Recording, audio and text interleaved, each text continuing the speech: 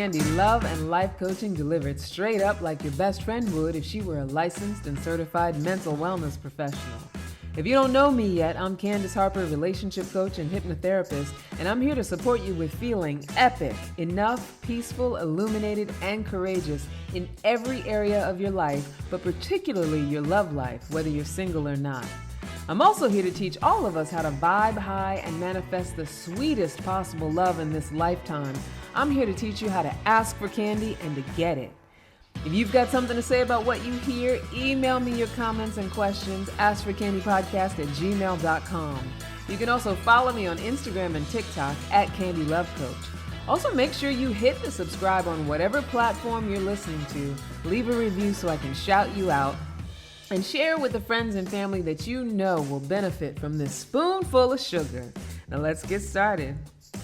And so we're just going to keep on focusing on all the possible avenues for healing the past, loving ourselves unconditionally, and starting our love lives over from a clean slate every damn day. And who this podcast is for: perfectionistic, high-achieving women over 35 who are continuing to do their life's work and still feeling the sting of an unfulfilled love life.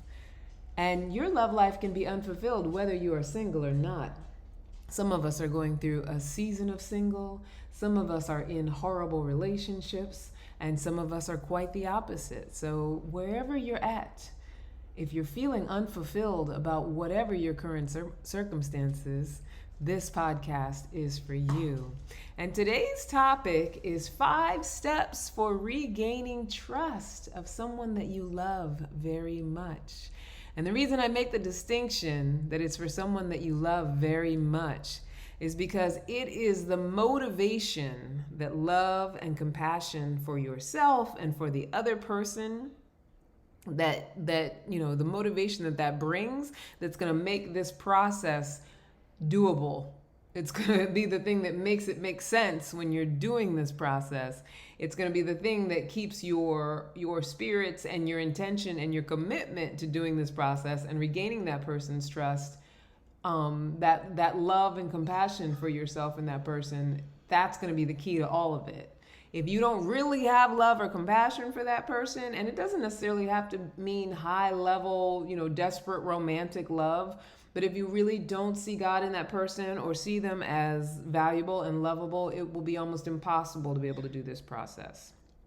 So this is really for people that you care about. Now, the idea here is that we're growing and evolving into people who can see God in everyone and love everyone on some level. And we will do a whole show about the difference between love and admiration, respect, desire, and all of that. Because I'm talking about unconditional love, right? When you love unconditionally, even someone that's not necessarily a romantic partner is worthy of having their trust and restoring their trust if you somehow have done something to break it. Anyone that you have a regular relationship with, whether it's someone that you work with or, a good friend or an acquaintance, someone who's related to somebody that you're romantically involved with, they all deserve the restoring of trust if you've broken their trust in some way. Right? And we'll talk about all the possible ways that we can break trust. Because a lot of times it's easy to kind of be in a headspace of, I am a well-intended person. I consider myself to be a good person. So I don't ever hurt anyone. And nothing I've ever done, I would never set out to hurt anyone. And hopefully that's the way that we navigate the world, not looking to hurt someone. But if we have hurt someone, if we have done something that we know wasn't in alignment with who we say we are, who we want to be, and it happens, we are human beings, and a big part of that is being able to admit that. We don't always make the right choice. None of us is walking around, myself included, as much as I talk about unconditional love, I am not walking around beyond reproach. I can be very shady. I can do things that aren't in alignment with who I say I am in the world. And that is our constant journey, is being in practice of, being our highest and our best selves. But let's be real. Let's be honest. Sometimes we fall short. Sometimes we don't do the best possible thing. Sometimes we make a choice, even if it's just gossiping about our girlfriend's business, or, telling something that we weren't supposed to tell, or, reacting to someone in a way that might have been hurtful, saying something to them to hurt their feelings, knowing that's what we're doing deep down inside. If it's any of those things, we all fall short. We all do these things. So we want to take all the shame out of it and get real flat, real clean about it, that we're not saints. We're not walking around here like good little angels, so that we can figure out what needs to be done when we have actually broken someone's trust, validly broken someone's trust, right? So, people who approach this process with narcissistic or sociopathic tendencies would likely be very resistant. This process is very foolproof for people who are very narcissistic or sociopathic, because in the steps of this process, it requires a level of self-awareness and humility that your average narcissist will not give into. So if you find yourself highly resistant to the things that I'm saying, that doesn't mean you have to diagnose yourself as a narcissist. This is not about diagnoses. But you want to ask yourself, like, am I having beliefs and thoughts that are narcissistic behavior? It's like, if you can't do something wholeheartedly, what you're putting into it, you get exactly what you get out of it. And that's the beauty of this restoring of trust process. What you put into it is exactly what you get out of it. So if you've broken someone's trust and you really authentically want to reconnect and rebuild their trust and really have them coming at you, with you, connecting with you in a way that is honest again, authentic again, vulnerable again, then you'll have to put that into it in order to get that out of it, if that makes sense. So, also mainly it doesn't work for narcissists because this doesn't require any love bombing. It doesn't require love bombing. You don't have to go out of your way to buy them presents. I mean, you can if you choose to do that. If you have messed up, especially in a romantic relationship, if you have done something kind of messed up and you want to make up for it, or, in a sibling relationship, you've done something kind of messed up and you want to make up for it, you can, but this process doesn't require that you love bomb them. It doesn't require that you, buy things and blow smoke up their ass and try to treat them well enough in order to balance out what you've done, right? Because that never really works anyway, and that's, love bombing. It doesn't require empty apologies. We've all known or been in relationship with or have been that person who apologizes and continues to do the same thing over and over again. The lame oh, I'm so sorry that I did that. But am I really, if I keep doing it and I keep saying I'm sorry? Right? And a lot of times, the reason that an apology is kind of worthless is because it's a disempowerment. I'm sorry, not I'm taking responsibility and acknowledging I'm sorry. I'm sorry is synonymous with pathetic. I had no power. I have no power. I have just regret. That's what apology is saying. And I realize that most of us feel like we want an apology because we think that that's someone's acknowledgement, but it's not. What it is it's a expression of regret, right? It's an expression of powerlessness. It's an expression of, this thing happened, but it's not really me taking control or taking power over what I did. And so that's what you really want to experience with someone if your trust has been broken. And if you've broken someone's trust, that's what you want to offer them. You want to offer them your empowerment, not your patheticness, not your weakness, your inability. It's like, I'm sorry, feel bad for me, I'm lowly, that's why I hurt you. And we all, so many of us walk around, I need an apology. She didn't give me an apology, so I'm going to stay mad. They never apologized. We walk around thinking that's what we want because an apology is just a momentary chance to feel superior to someone who's done something. It's a momentary hit of superiority. So you've gotten them to get on their knees and, lower themselves as pathetic. But the reason that it doesn't have any sustainability is because, like I said, it's not taking responsibility. An apology is not taking responsibility. It's just allowing myself to be inferior to you so that you can have that moment of superiority and be fooled into thinking that that somehow makes amends for the feelings, the bad feelings that you had previous to the superiority. And the moment that superiority goes away, and then I go back into, because I'm lowly and I'm apologetic and I'm sorry, I'm apt to fall into the same trap and do the same behavior and do the same thing again, because I'm not taking any responsibility. I'm just what's the word I'm looking for when you prostrate yourself? I hope that's the right word. I'm just getting down on my knees and I'm giving you my inferiority. And I'm going to continue to be inferior because that's what I need to, I know that's all I need to offer for me to be able to continue to show up that way in your life. And so that's my feelings about apologies. You might have different feelings about apologies, but that's why this process I'm about to share with you is so much more effective than an apology. Because when someone is willing to do these things and commit to them and give you their word around them, it really can alter and change the trajectory and the state of a relationship, right? Where an apology is powerless to do so. Where gifts and love bombing and going overboard is powerless to do so.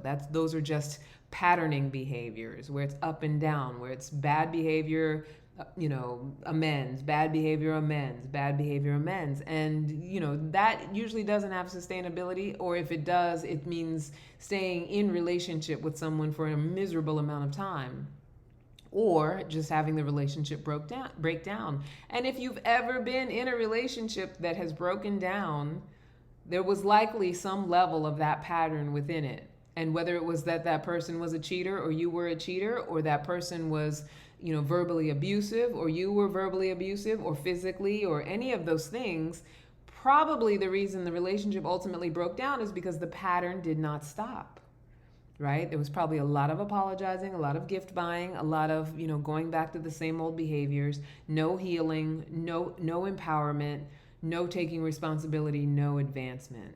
So we want to turn all of that around.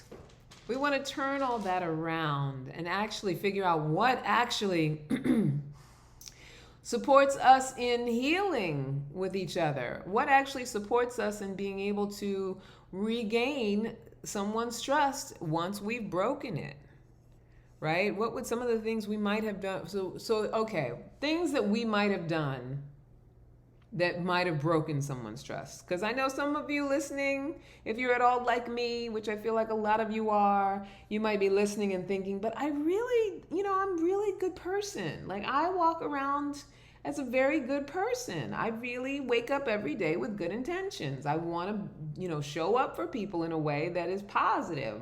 That's my intention, that there's nothing underneath that. But here are some things that I will list, and if you recognize yourself in any of them, feel free to take on whatever word you get today. If you don't recognize yourself in any of it, and when I break down the process, if you're like, I don't need to do that, I don't know. I mean, I'm not trying to take anything away from you, but you might want to consider maybe a little bit of narcissism going on. It's not terminal. It's not a diagnosis. Anyway, some things that we might do that would require the need to build back another person's trust. So if you've ever gotten into a conflict or fight with someone, particularly a romantic partner, but anyone you're close to, and you went way below the belt as far as what you said, and you were hurtful with them emotionally, right? So said something really hurtful, something that only you would know would be hurtful because their insecurities, but you were angry at them, and so you wanted to get back at them for something they did or said, or you felt justified for something they did or said, and so you went there, right? A lot of times that happens, and then the relationship gets smoothed over. We do the apology process, but it's never really taken care of that you went there. Like the sting, the scarring, the bruising that happens on a person's emotional psyche, their emotional landscape might still be there, right? So if you say that nasty of nasty things, like, I have a, very close relationship as I was building my coaching business, and they said something to me about, how are you helping other people and you don't even have your relationship together. And at the time there was a lot of truth in that as far as I was concerned, but it hurt so badly because I know that person was coming from a place of, I'm mad at you and I want to get you for whatever I said to them, right? Or for whatever was transpiring between us. And it hurt that they went to that place where they knew they would really get me, right? And so, I didn't have an expectation that this person know how the process for restoring my trust. I had to do my own work around that pain and make the choice of, do I love this person enough that I can let them be where they're at, even if they can't restore trust with me, and move forward and still love them. And so I chose, yes, that, mainly because they're blood, and not saying that you always have to be close with blood, but because there were other things in our relationship that far outweigh that hurt. But that hurt, that little scar, even though it's healed over, that little scar is still there. Because it was a little scar of hurt and disappointment, that person would want me to feel that pain, even if in an angry moment. And also that's the way that they saw it, whether even if it was just in that moment, right? So in as much as I don't hold resentment for that person and I've forgiven them, it's just a little scar that's still there, right? And I say all of that to say, I'm sure that I've said things, probably to this person I'm talking about and other people that I love very much, where that scar was laid in there. And they might still be walking around with it. And it doesn't mean that we're not warm with each other now. It doesn't mean that we're not connected and interacting, but they're still walking around with that little bit of pain because this restoring process never happened, right?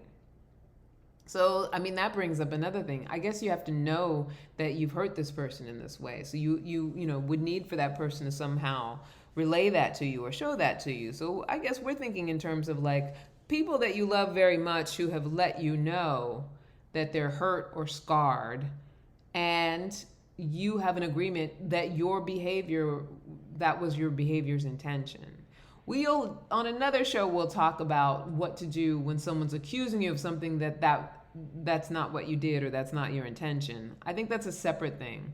What we're talking about now is when you know you've broken someone's trust, when you know that you've been out of your word with somebody, right? Something you're aware of. A lot of times we don't want to be ashamed about it, so we'll go into defense mode and pretend like we didn't do whatever it is that they're feeling hurt about. But we're talking about when you know you did, not when you know you didn't. Right? So some other things. So went below the belt in a conflict. If you've ever lied to someone that you love very much, even if you had good intentions, if you purposely misled them and, the outcome of that ended up being a failure. Like sometimes we purposely mislead, with good intentions, with the hope that something good will come out of it. It rarely ever does. If you can think of examples where something good came out of purposely misleading, besides, planning a surprise party or things like that. But, when we lie to a person, and then there is a negative outcome, which there usually is. And then that person is showing signs of holding resentment from that. Whether you get caught in the lie or not, you still want to restore trust, because sometimes people just know intuitively that we've been dishonest, right? So if you love somebody very much and you have lied to them, you want to restore that trust. If you're starting to feel like, they're showing signs of knowing, or they feel resentment, or things feel off, that you feel like the lie that you've told has somehow caused a shift in your intimacy, they might not even know exactly why, which calls for this process even more, because they might not even know why they're losing trust for you. Right? If the relationship has shifted and it feels different between you, and you know that you've lied about something, specifically something major or something that would be important to that person, and you feel a difference in how your intimacy and communication is feeling, and you all know what I'm talking about. Like, I'm trying to give specific examples, but I also don't want to negate anybody's experience, right? You know, when you've been in a relationship with someone and it's close and it's communicative, and when you've maybe held something back or not been completely truthful, how especially someone you're close to can often sense that, even if they don't know for sure that you've lied, right? And it's kind of all the way on a spectrum. They know absolutely for sure you've gotten caught, and now you've broken their trust, and for sure you've broken their trust, all the way to you've broken their trust, and so you're starting to feel a sense from them that they unconsciously know something and maybe resent it a little bit, but because you're in a lie, you can feel the shift in the relationship. Right? Whatever that lie may be. Sometimes it's financial. Sometimes it's around, if you have kids together, maybe something that you promised and agreed to, and then you broke the promise of the agreement and, lied by omission. It could be cheating. If you've ever cheated on someone, stop shaming yourself about it, because the healing has to begin, and know that this process will help you restore your trust with that someone, or restore their trust with you, right? So you just want to be really flat about that. Like, if you've done it, you've done it, right? You want to be able to be very emotionally mature in the way that you look at it. If you've ever changed an agreement with someone without their knowledge, right? I can remember years ago with a roommate that I had, and we had an agreement for how the rent was going to be paid, and we had all this, it was all laid out, and then she did something where she changed it and changed the agreement, and I said to her, I remember in an argument, I said, we had an agreement. She said, well, I changed it. And I said, that's not how agreements work. You agree to something. You need another person. You can't change an agreement, because then it's no longer an agreement on your own if you do it by yourself. So if you've ever gone, rogue with an agreement, broke an agreement, and broke someone's trust, this process works for restoring that as well. So you just want to be able to be real self-aware about it. Sometimes I think we're afraid to be in admission about having done anything to people that we love, having done anything untoward or dishonest. And because no one wants to do those things. No one wants to be known for that. We're not walking around trying to be villains, but sometimes we make the wrong choice, right? So those are some examples. Maybe as I was talking, you thought of others. And just know that it is your private business to be able to call yourself out, right? I have a great mentor. She says, expose yourself to expand yourself. The more truths you can tell about yourself and tell them out loud, the more healing you will experience, because you definitely will have other people who are like, oh, I did that too. Me too. That's why AA, can be very positive and can work, because we get to admit all of our rock bottom behaviors, right? I say we like I was in AA. I wasn't ever in AA, but I did go to some AA meetings and have gone to some Al-Anon meetings, in my trainings and my learnings and my experiences in relationships. I was in a relationship with an alcoholic, so it was very healing and healthy to go to AA meetings. And so the reason that things like that work is because it's in our admissions of the truth. It's in our ability to come clean with what we've done, what we've said that wasn't workable, that wasn't, on the up and up, that wasn't coming from our highest, best self. When we can admit those things, we can heal the reason why we've done them. We can heal the shame that comes from doing them, right? We get a chance to open ourselves up to healing. So now let's talk about the process. I know, you're like, finally, Candace, it's about damn time. Well, you know what? You know what I'm going to do? I'm going to pause for a little commercial break. And as soon as we come back, we will talk about the 5-step process for rebuilding, regaining the trust of someone that you love very much. All right, my sweetheart, we will be right back. Hi there, I'm Candace Harper, love coach, hypnotherapist, and host of Ask for Candy. I'm here to support you with being epic, enough, peaceful, illuminated, and courageous. And if you are serious about your life's work and your growth, but you are still suffering from the symptoms of not feeling enough, then you and I need to talk. So what are some symptoms of not knowing we're enough? Depression and anxiety, weight struggles, pain in the body from migraines, backaches, addiction, sexual problems, immune disorders, digestive problems, and all sorts of dysfunctional relationships. Now listen, I can teach you how to heal yourself and restore your peace, restore your vitality and your health, bask in the glow of your illuminated inner wisdom, and develop courageous beliefs that will heal your body, your mind, and your soul so that you can start all over from a clean, healthy slate. So are you ready to make a serious commitment to your life's transformation? I know you are, because I know you're already committed to it. And you want to do something that's really going to work. And if you're ready to make an emotional and a financial investment for your freedom, your physical wellness, and the passion of your love life, a healing of your mindset, email me, Candace@CandaceHarperLoveCoach.com, and ask for my exclusive consultation link today. All right, welcome back to Ask for Candy. We are just about to talk about the 5-step process for rebuilding, regaining the trust of someone that you love very, very much. And let's begin. The first step is to own it. So everything that I was talking about in the last segment, admission, own it. Get flat about it. Like, it is what it is. If you've done it, you've done it. You know, you don't want to hide from any true accusations. If somebody's accusing you of doing something you know you did, especially someone you love very much, admit it. Come clean about it. If they're not accusing you, if they don't know, come clean about it. Come clean about it, especially when you know it's shifting things in your relationship, right?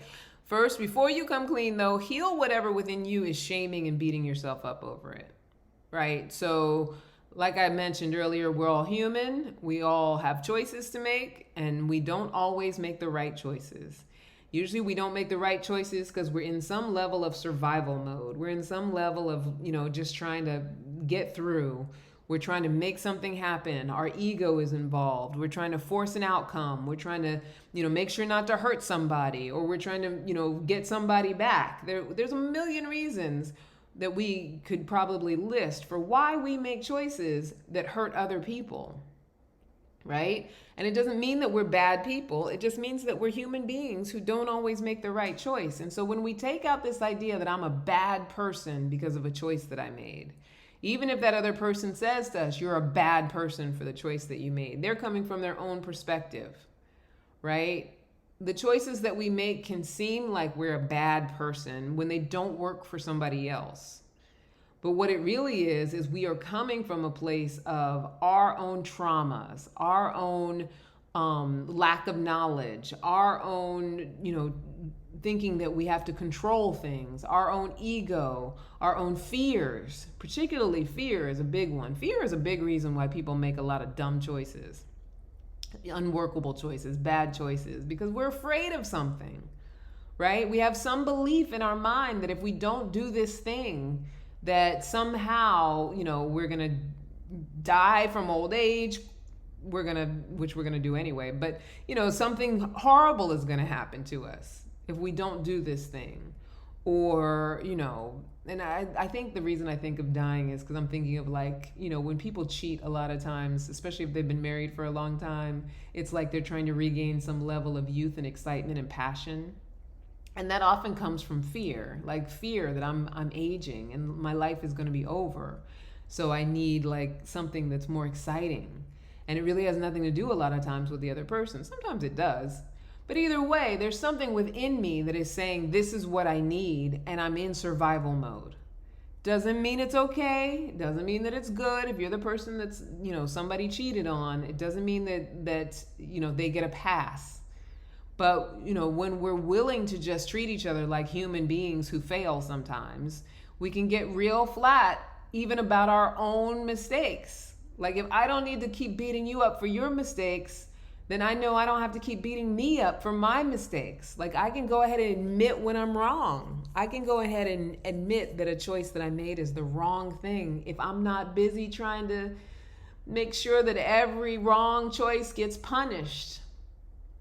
Some of us are out there on ourselves making sure every wrong choice gets punished. I mean, I'm somebody who, for the longest time, if I ate the wrong things, it was like punishment. I had a mindset of punishment. So now I ate the wrong things. So now I got to go straight into like some sort of detox where, I'm either not eating anything for a few days or, I let my body go into like a shutdown around it, or I'll just keep beating myself up with eating crappy things for days. Like that diet cycle is one way that we do that. Or, just mentally beating ourselves up for choices that we made, choices that we made with other people. And then when we've mentally beat ourselves up, we get to a point where we can't admit it. We can't just say what we did because we're so busy in our minds, making ourselves wrong, putting ourselves down. Right? So that's what you want to heal. Heal whatever is shaming you around what you did. And, the shame is not, the source of the shame is not somebody else saying you're wrong. It's you feeling that you're wrong. It's you shaming yourself first, right? So heal that shame, admit what you've done. Step number 1, allow yourself to have been a human being who made a bad choice. Step number 1 is chunky. And this is all stuff that takes time, by the way. As I always say, we're not light switches. It's not like, oh, quick, easy. But if you really want to get to a point where you are of the emotional intelligence and maturity that you can sustain a healthy relationship with somebody, these are the practices that you want to be putting in place. These are the things that you want to be practicing on a regular basis so that, we get to grow. And one day you wake up and you're like, wow, that's nothing now. I can restore trust in a moment's notice. Even if I'm just late for something, I know how to restore trust because I was late for something, so that people don't look at me like, the messy one who can't show up on time, right? I know the things to say. I know how to take responsibility. All right, so that's number 1. I've admitted it. I've said, okay, this is the deal. Number 2, now I get to acknowledge it. And if I'm dealing with somebody else, as far as they're breaking their trust is concerned, I get to acknowledge what effect that it's had on both of us, right? So I can say straight out the effect that it's had on me. So let's say, for example, I've lied to someone that I love very, very much. I've lied to them and I've been misleading them. And in the course of that misleading them, because of this lie that I told you, because I haven't been honest about it, I have been nervous, awkward, insecure, worried, even more fearful than I was before, thinking that if you found out without me being honest that, something terrible was going to happen, perhaps I would lose you from my life, or, something in life would break down, or I would lose out in some way. So I've been walking around anxious, maybe going into stress mode, maybe even becoming a little depressed about it. Like, I can share and acknowledge that that's the effect that it's had on me, this choice that I made. It's made me a nervous wreck. I don't know if you ever watched that show, Breaking Bad. Amazing show, amazing writing. So as soon as Walter White became a drug dealer, it changed who he had to be, especially when he was still keeping it from his wife, right? So in this lie that he was living, it changed how he had to show up and who he had to be. Now, obviously with that show, the whole show was about, this life that came out of what seemed to be a mild-mannered person.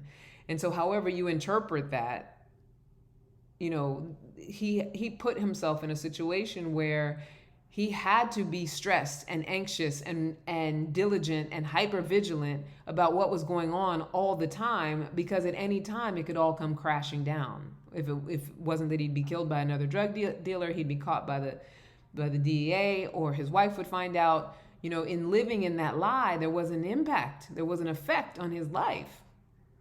Right? Now, of course, it's a television show, so it's very glamorized. But think about it. If you've ever had to live in a lie, or ever had to live with something that you've done, and you haven't come clean about it or acknowledge, like when you acknowledge the effect that it has had on you, you get to unburden yourself. And then you also get to acknowledge the effect that it's had on the person that you're betraying. Right? You get to come clean with the person that you've hurt and say, I get that I've hurt you. And I get that, you living with this has caused whatever it's caused for you and whatever you perceive it to have caused for them. And you just let them tell you what the effect was.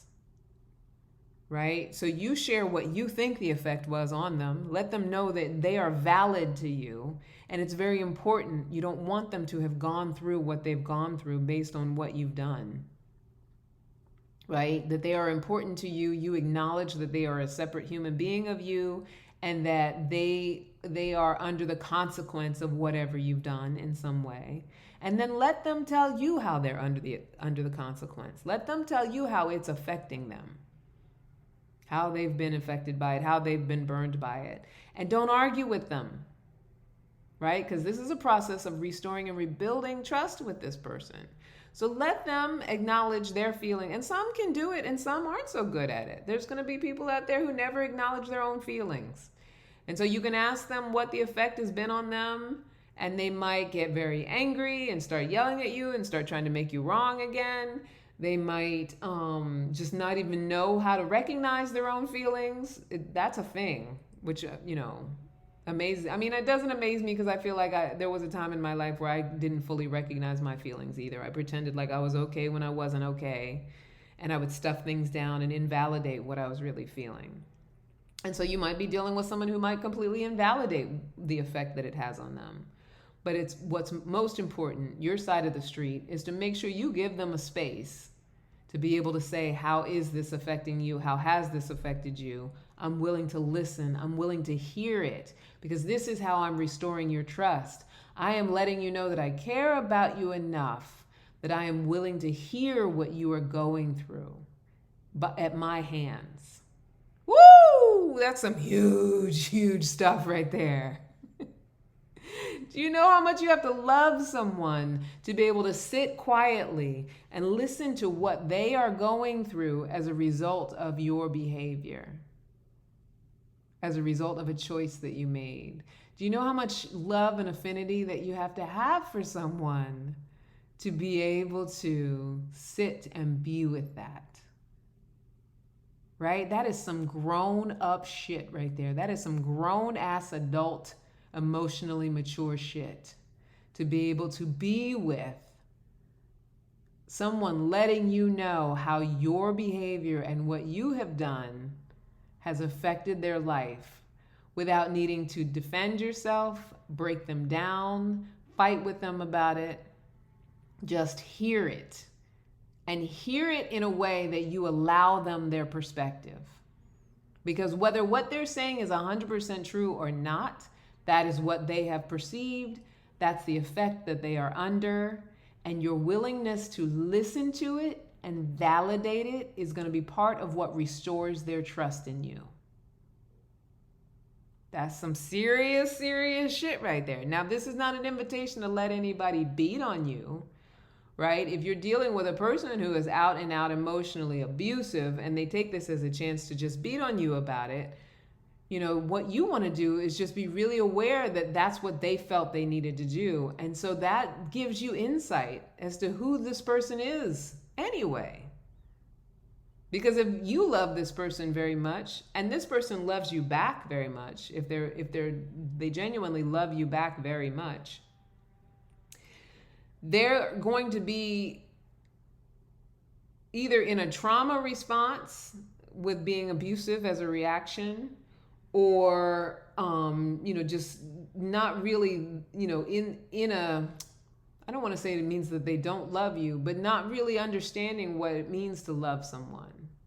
Because when you offer someone that kind of space of listening and they use it as a even if they're angry with you and they use it as an opportunity to gain revenge or to be vitriolic or to be hateful, then that's their stuff that they need to heal. That's when it becomes not about you anymore, right? So, like they say, when it's hysterical, it's historical. So you give yourself an opportunity to see, when you allow that person that space of listening, where they're really at. Like, are they just living in their pain, and then whatever you did just compiled on it and triggered it? Or, were they just hurt by what you did, and now that you're giving them a space, they're releasing that hurt because you're acknowledging them? Because if that's the case, then you know that you're dealing with someone who is on an emotionally mature enough level that you can create this connection. If they're unable to, then what you want to just be really honest with yourself about is recognizing that where they're at in their journey might not be where you're at. And whatever you need to do with that, your gut will tell you.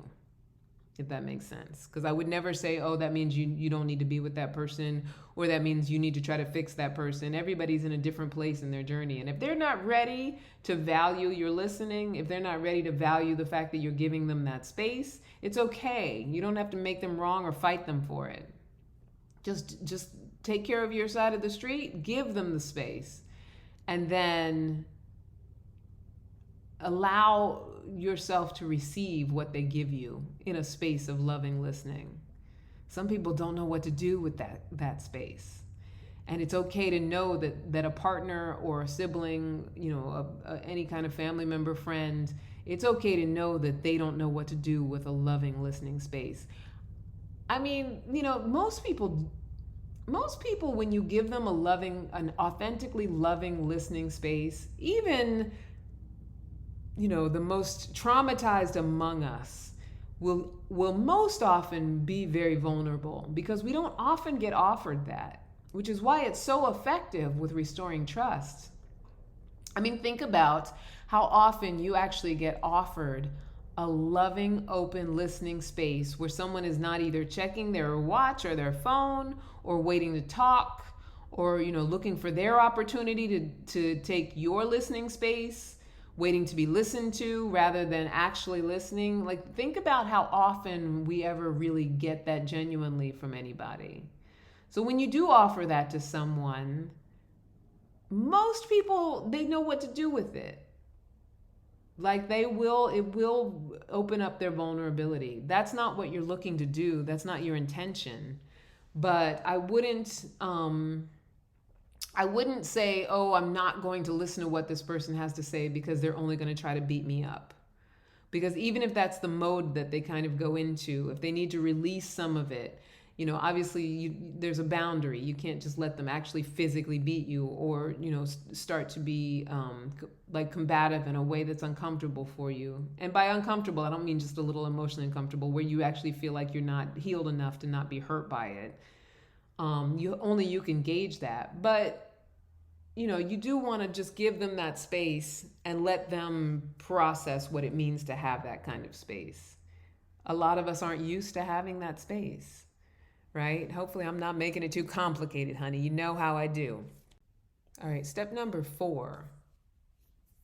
What lesson did you learn? Right? What lesson did you get? Why are you wanting to restore the trust with them? Why are you wanting to regain this trust from them? Because what did you learn in that time where you were in the effect, the impact, under the impact of this choice that you made, this mistake that you made? So let's say, we use the example of saying something really insulting and below the belt and hurting somebody that you really love. Right? And knowing that you feel really bad about saying what you said. So what lesson do you get around that? So you said what you said to that person, and you scarred or hurt that person by saying it. And that even though you made up, you've caused a shift in your relationship. So what have you learned about that? So, when I get angry, I might want to just take a moment and take a breath. Because is it worth it to really hurt the person I love in the way that I did? And you can share that in step number 4 of this process with that person. The lesson that I learned is that I need to take a moment and take a breath before I say exactly what's on my mind. Because out of my anger, I might say something that's so ugly and hurtful that I don't really mean in a vitriolic way. It may be the truth on some level, but because I love you, I don't mean to deliver the truth in a non-compassionate way. I don't mean to do that. I let my anger take over. I let my ego take over. So the lesson that I've learned is that, when we're in certain discussions, that it would be in my best interest and your best interest for me to take a moment and take a breath before I speak. Right? Just think about it for a moment. And I know that's not always easy if anger is a thing, but that also lets me know that anger might be a thing for me if I can't do that. So that's another lesson to be learned, another opportunity that maybe I need to heal and deal with my anger. Right? And that's something that you can share as you're in this 5-step process with that person. I have learned that I need to deal with my anger. Let's say you've been cheating on someone, right? And that's what you're doing the trust restoration around. So now that we've come clean, had this conversation, talked about the effect, the impact that it's had on both of us, and I've listened to you and what you've been through based on it, I get to share with you. So what lesson have I learned? That it doesn't work for me to be secretive about what it is I need in a relationship. And it doesn't work for me to be running around with somebody else for this relationship to work. If I want this relationship to work, I'm destroying it by secretly running around with somebody else. And I'm clear on that because now that this is all broke down, I realize that it didn't serve me in the way that I thought it was going to serve me because you're the relationship I want. Or I learned that I don't want to be in this relationship anymore. That's a lesson that I've learned. And that you could be saying that to someone that you love very much and you do want to restore their trust. Maybe it's the mother or father of your child. And you still want to restore the trust. So then you got to be real flat and honest about what the lesson is that you learned. I learned that I've been acting out and behaving in a horrible way because this relationship is no longer working for me. And so rather than come to you and talk to you about it, I made a different choice, thinking that I would, do something that would make it so things could work. And that choice didn't work, which is how I broke your trust. Woo, honey. This stuff will have you turned inside out, which is why most people don't do it. Because it ain't for the weak. Like my favorite comedian David Arnold says. He always says marriage ain't for the weak. None of this relating stuff is for the weak. Trying to maintain healthy, sustainable relationships with people is not for the weak, which is why we struggle with it so much because we have these moments of weakness, right? But it's this willingness to just go ahead and grow ourselves up, go ahead and get flat and mature about it, and not stuff it down and pretend like it doesn't matter, but take all the shame and the, fire and brimstone out of it. Admit that we're all fucked up human beings on some level and we're all ethereal angels on another level. And we all have the capability for vast amounts of behavior. And just admit that and be with it. Be okay with it. Stop trying to resist it. Stop trying to pretend that we're anything that we're not. Stop trying to be more superior than anybody else. Stop being in that conversation of superiority and inferiority because that's how we damage ourselves. Be flat, be honest about what the lesson is, what the takeaway is, so that person knows that you got something. Because that's going to be the thing that reassures them that when you recommit to a different behavior, it's coming from a place of having more wisdom than you had before. And so it gives it a leg to stand on. And that's the very last one. What are you going to do to support yourself in recommitting to a different behavior, recommitting or committing to something that says, I'm not going to break your trust anymore.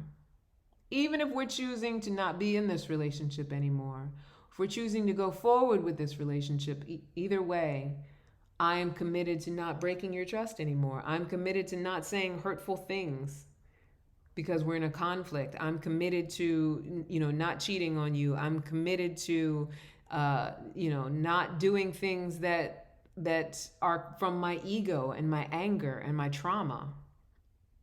And so what am I putting in place to support me with that commitment? I'm going to therapy. I'm getting a coach. I'm working with Candace Harper, love coach and hypnotherapist. Hello, shameless plug. What am I putting in place? What am I putting in place to let you know that I am committed, and I'm committing myself to a new word that I'm giving you for who I'm going to be in or out of this relationship? Because now that I've broken your trust, I am aware that you need the time and the space to rebuild that trust. And I'm letting you know how I'm committing to that. So only you know for your particular situation what that would mean, what you would have to do to recommit to that. But sharing with that person that you're looking to rebuild trust with is one of the best ways, because you set yourself up to be accountable. And you're letting them know, I'm in it. I'm in it to win it. Now, that doesn't mean that you can't fail. Doesn't mean you can't still be a human being. But you're just letting them know, I'm developing a new practice. Now that I've learned from this choice that I made, this bad choice, I'm going to try something new. Let me take try out of it. I'm going to do something new. And I'm letting you know that's how I'm supporting myself. So the big takeaway is that it's common to break our word in relationships. It's common to make mistakes with those we love and keep hoping that they'll forgive us. It's common to take our connections with each other for granted. And there is a lot of support out there for common experiences. Everybody's out there, being common. But when we truly love someone, it is the uncommon, the things like emotional maturity and integrity that will truly grow and nurture the love, that will truly grow and nurture the healthy relationship experiences. It's the uncommon. It's those difficult things that become a lot easier when we're willing to practice them, that actually get us out of having to go through ugly, nasty divorces, having to have nasty breakups, having to go years in misery with or without someone because we couldn't say what was so. We couldn't come clean.